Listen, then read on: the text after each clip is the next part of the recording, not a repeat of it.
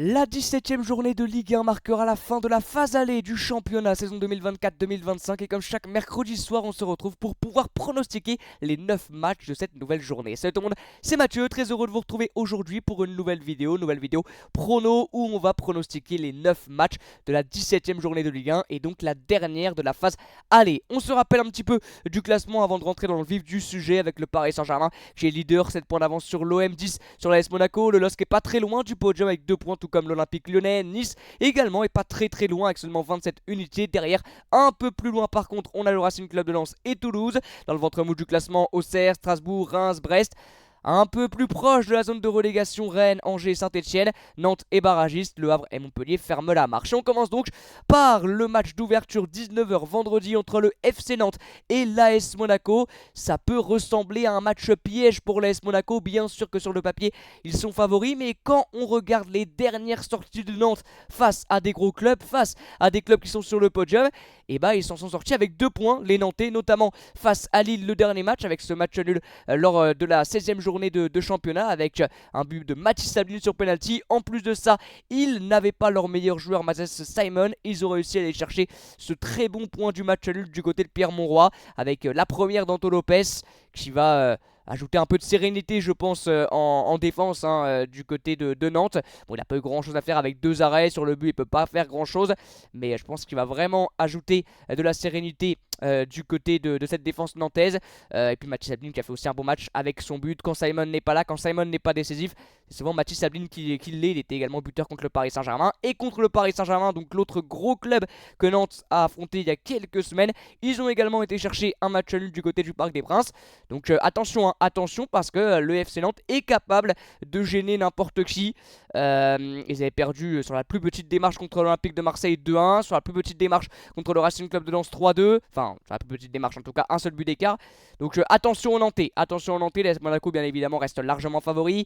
Maintenant quand on regarde les derniers matchs de Monaco en Ligue 1, je crois que c'est 2 défaites et un nul, ou peut-être une défaite et un nul sur les derniers matchs en Ligue 1, je parle, pas en Trophée des Champions, en Ligue des Champions. Ils ont fait un nul contre Reims et une défaite contre le Paris Saint-Germain. Donc après 2 matchs en victoire, il va falloir retrouver la victoire pour les Monégasques. Et toutes compétitions confondues, ils ont perdu en plus contre Arsenal et contre le Paris Saint-Germain en Trophée des Champions en finale. Donc voilà, la confiance, on va dire, n'est pas à 100% côté monégasque, mais bien évidemment qu'ils vont arriver du côté de Nantes en étant largement favoris. Maintenant, ça peut être un peu la même physionomie de match que contre Lille, parce que contre Lille, les Nantais ont été chercher le match nul, mais ils ont très loin d'avoir dominé. Ils ont été solides, compacts défensivement et solidaires pour pouvoir aller chercher ce match nul. Ils n'avaient pas le ballon, ils ont eu moins d'occasions, enfin c'est normal, quand tu joues face à l'une des meilleures équipes du championnat, c'est un petit peu logique, mais ils ont su faire preuve de solidité pour aller chercher ce point du match nul sur le penalty transformé par Mathis Sablin. Donc attention à cette équipe nantaise qui est loin d'être catastrophique, même s'il y a beaucoup de choses qui ne vont pas dans cette équipe du FC Nantes. Il y a quelques joueurs individuellement qui sont capables de faire la différence, bien sûr Ablin, bien sûr Simon qui sera peut-être de retour contre Monaco. Je crois que c'est je sais pas c'est quoi sa blessure, normalement c'est fin janvier 2025.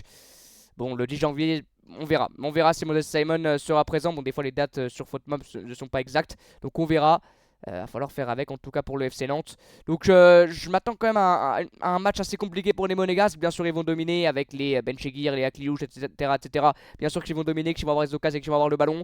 Mais soit une victoire sur le plus petit des scores, soit un match nul.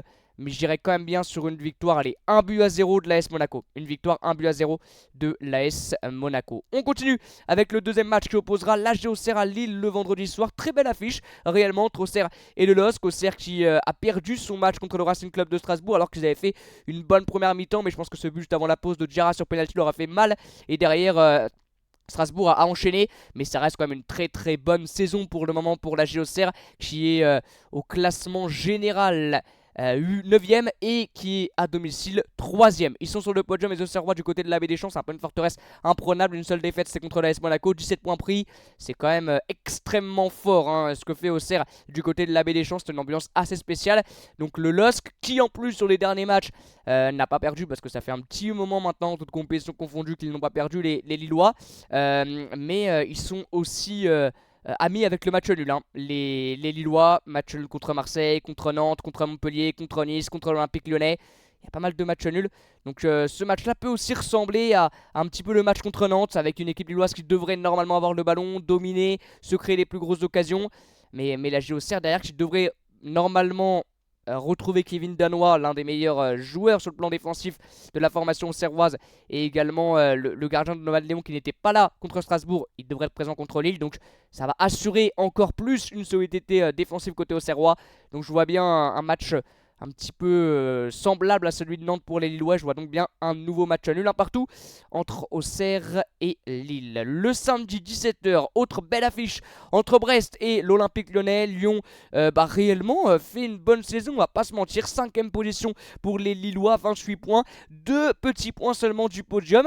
Donc c'est vraiment pas rien pour l'Olympique Lyonnais qui sort d'une victoire certes contre Montpellier, mais bon, pour ceux qui n'ont pas vu le match, très sincèrement, c'est pas mérité, hein. Réellement je pense que le 0-0, le match nul aurait été mérité. Montpellier avait marqué avec Jordan Ferry, mais il y avait eu je crois une faute de Ferry au départ de l'action, mais réellement c'est pas mérité pour l'OL. C'est un mini hold-up, hein, très sincèrement, du côté de l'Olympique Lyonnais, même si c'est à domicile, avec Tolisso, Cherki qui n'était pas titulaire et sont rentrés en jeu. Mais ça a été assez délicat quand on voit que Perry a été le meilleur joueur, l'homme du match avec 6 arrêts. Bon, on comprend que l'Olympique Lyonnais n'a pas été incroyable sur cette rencontre-là, face au MHSC, face à un bloc plutôt bas. Là, le Stade Brestois, bon, pareil, hein, côté confiance, c'est pas au rendez-vous, hein, du côté de Brest. C'est assez compliqué, ils sortent d'une défaite contre Angers 2-0, après avoir gagné contre Nantes en championnat. Bon, c'est pas très régulier, le Stade Brestois en Ligue 1. Je pense que la Ligue des Champions leur prend beaucoup, que ce soit physiquement ou mentalement.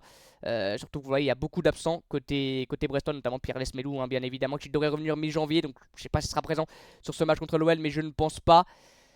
On verra ce que ça donne, mais très sincèrement, je pense que ça peut être comme un match assez ouvert, un match intéressant, une belle ambiance. Lyon est favori, bien sûr, c'est plus le même Brest que l'année dernière, même si c'est une équipe, je pense, qui peut encore poser des problèmes à l'équipe lyonnaise. Mais pour moi, l'OL est plutôt bien en place, un bel effectif, a vraiment maintenant une équipe type, avec notamment Cherki, Fofana, un Tolisso qui est incroyable. Peut-être le petit point faible parfois, c'est la défense. Niakate, Kaetachar, c'est pas peut-être la défense la plus sereine de Ligue 1. Bon, t'as Perry qui fait le job. Ça reste comme une très très grosse équipe, hein, l'OL. Et puis Brest, c'est assez irrégulier, même à domicile, hein, c'est pas incroyable au niveau du classement. Les Brestois à domicile, c'est 6ème. C'est pas catastrophique, mais c'est pas non plus fou. Et l'Olympique Lyonnais à l'extérieur, c'est 6ème aussi. Donc je pense qu'on peut voir un match assez ouvert, mais je verrai quand même une victoire lyonnaise. Je dirais 2-1, une victoire de l'Olympique Lyonnais. Pour moi, ils sont un peu plus armés que les Brestois pour aller chercher cette victoire. Je dirais 2-1. On continue avec le match de 19h entre le Stade de Reims et l'OGC Nice. Pareil, belle petite affiche. Reims qui va devoir pour moi se reconstruire. Enfin, se reconstruire, c'est assez gros comme mot. Il n'y a qu'un seul joueur qui est parti.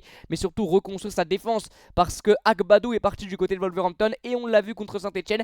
C'est déjà un très grand vide en défense centrale. Lucas Sner a dû faire jouer en défense centrale De Smet, qui est normalement un latéral.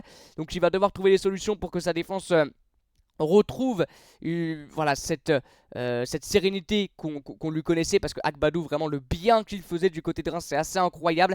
Je pense qu'il va laisser un vide assez fou. On l'a déjà vu sur ce match contre Saint-Etienne.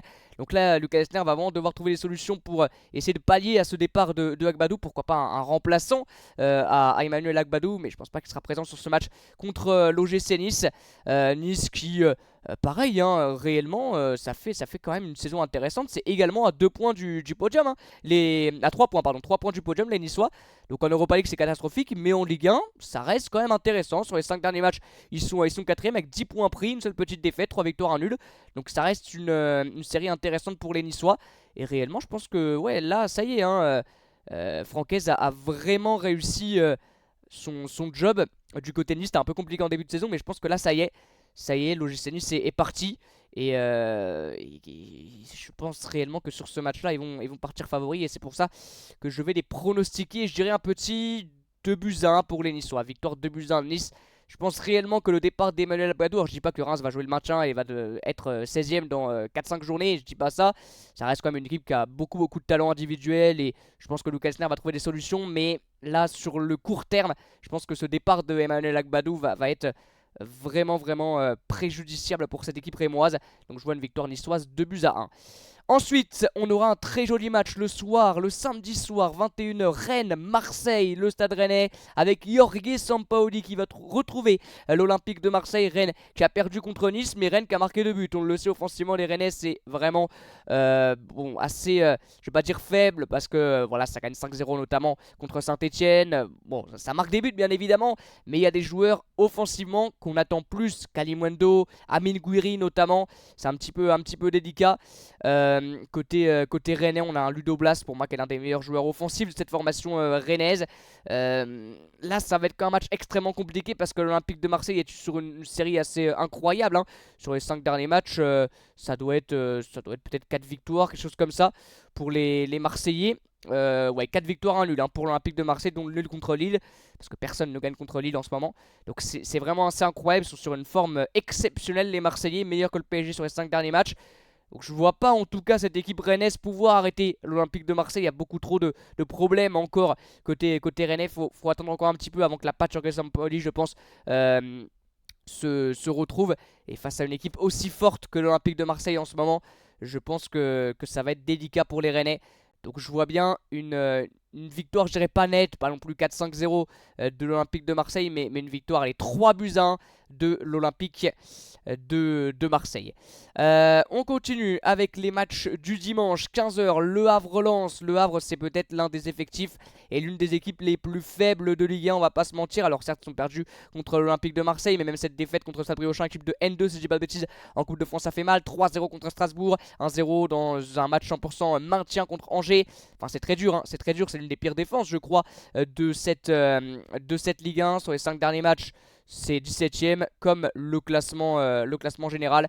Donc c'est extrêmement compliqué. Hein. Pour moi, c'est l'effectif le plus faible que Nantes, plus faible que Saint-Étienne, plus faible que Montpellier, plus faible qu'Angers. Parce qu'on en a déjà parlé, mais en ces équipes-là, il y a toujours un joueur qui est capable de faire la différence individuellement, capable de provoquer, qui est capable d'amener du danger. Par exemple, à Angers, il y a Imad Abdelli. Côté stéphanois, il y a Zuriko Davidashvili. Côté nantais, il y a Moses Simon. Côté montpellierin, il y a Altamari, il y a Nordin.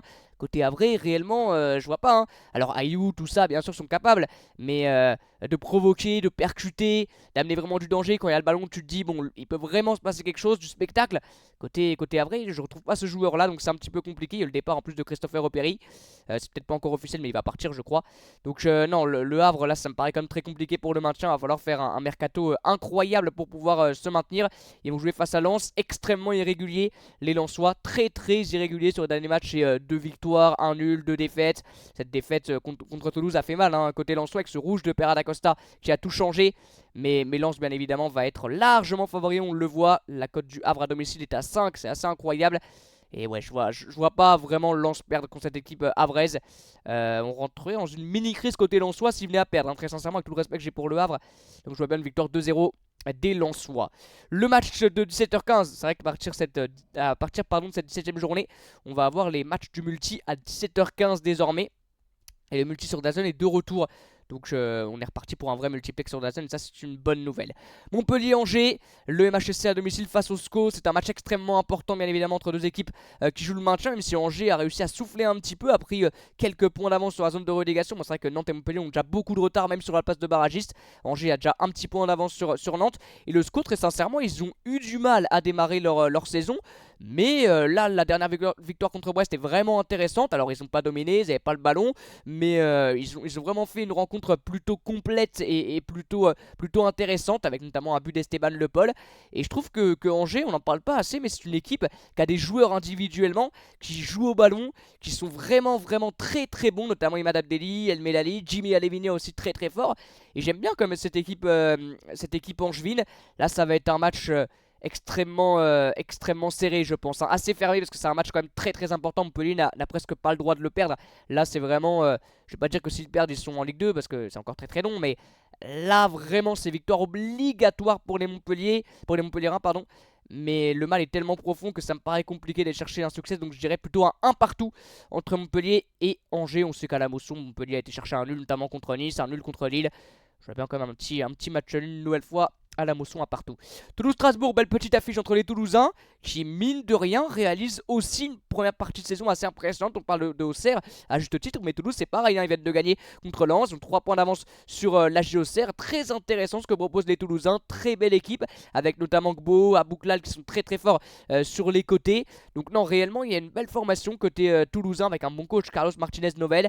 Ils vont jouer face à une équipe strasbourgeoise qui a gagné son match de reprise face à l'AG Auxerre, où ils ont fait une première mi-temps assez catastrophique, les Strasbourgeois à domicile, et ils ont réussi en deuxième avec ce but avant la pause qui leur a fait du bien à se remettre la tête à l'endroit, à aller chercher cette belle victoire. Donc là aussi je pense que ça va être un match assez intéressant, assez agréable à regarder. Et ouais, à domicile pour Toulouse, Toulouse à domicile ça marche bien hein, du côté, si je dis pas de bêtises, hein, c'est plutôt ouais, 11ème dans le ventre mou du classement, 14 points pris. Et à l'extérieur les Strasbourgeois c'est 13ème. Ouais, je vois bien comme un match extrêmement disputé, vraiment. Mais je mettrai une petite pièce quand même sur les Toulousains qui sont favoris. Je mettrai une petite pièce sur les Toulousains et je verrai une victoire 2-1 du TFC. Et on termine avec le match du soir entre le Paris Saint-Germain et la S Saint-Etienne. Le PSG qui coup sur coup a gagné contre Monaco au Trophée des Champions et en Ligue 1. Et donc une avance confortable hein, avec 7 points d'avance sur Marseille et 10 sur l'AS Monaco. Ils vont jouer Saint-Etienne qui, avec son nouveau coach Horneland, a été chercher la première victoire sous l'ère du nouveau coach norvégien, si je dis pas le bêtise, 3-1 contre le Stade de Reims. Et c'est le match le plus abouti de l'AS Saint-Etienne. Réellement, on a vu une équipe complètement transformée. Faut pas s'enflammer bien sûr, mais on voit déjà un petit peu ce qu'il veut mettre en place. Le coach norvégien, on sait que c'est un coach qui est vraiment à 100% sur le jeu sans ballon, le pressing, l'intensité, énormément d'intensité, vraiment. Et on l'a déjà vu sur ce match contre Reims, comme je l'ai dit, Reims peut-être un petit peu dépaysagé, on va dire, du départ d'Agbadou, mais bon, c'est pas une excuse, les Stéphanois leur ont vraiment fait du mal, même sur la première mi-temps où ils perdent 1-0, ils ont vraiment été intéressants, ils ont pas réussi à finir les actions.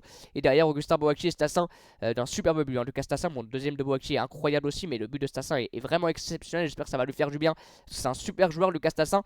Il y a pas mal de joueurs qui ont été très bons bouchoiries au milieu de terrain, incroyable. Boakye avec son doublé, très intéressant aussi. Et il n'y avait pas que Davidashvili, un des meilleurs joueurs stéphanois. Donc c'est intéressant. Maintenant, pas jusqu'à inquiéter le PSG au parc pour moi, hein. Très sincèrement, ça reste quand même faible. Saint-Etienne, ok, pas de souci. Grosse victoire contre Reims, largement méritée. Ils ont superbement bien joué.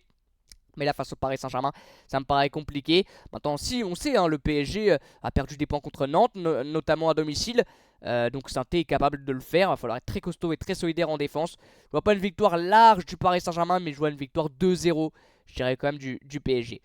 Voilà les amis, c'est la fin de cette vidéo. Comme d'habitude, petite vidéo prono du mercredi soir. Donc n'hésitez pas dans l'espace commentaire à me donner les vôtres de pronostics. On se retrouve très bientôt pour de nouvelles vidéos, pour de nouveaux lives. Comme d'habitude, vous connaissez la chanson. Moi je vous dis à bientôt et ciao.